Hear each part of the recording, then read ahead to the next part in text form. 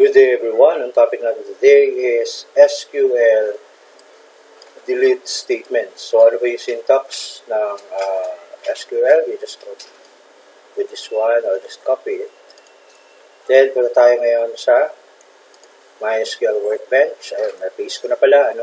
Then execute natin ngayon. So, kagaya ng kanina, class, nangyari kasi, twice kong napindot itong execute.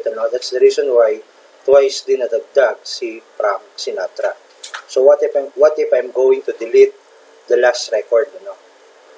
Okay, ang gagawin lang natin is follow natin yung syntax.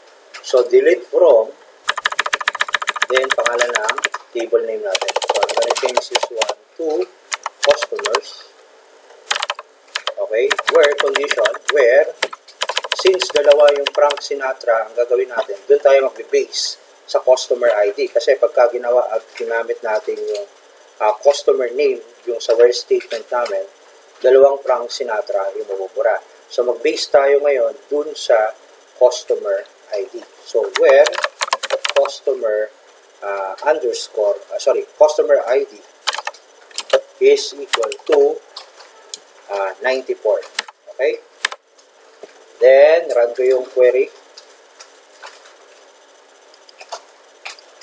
And check natin ngayon kung na-delete siya yung isang Frank Sinatra. So I'm gonna click this button. Ayun. So makikita nyo ngayon na wala yung pang 93 na records.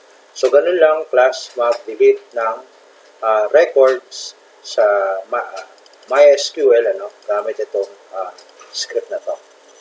Okay? But of course, pwede kayong mamili where hindi lang palaging customer ID. Pwedeng last name, first name, and other field names na nandun sa table niyo. Okay? That's it for today. Thank you and bye-bye.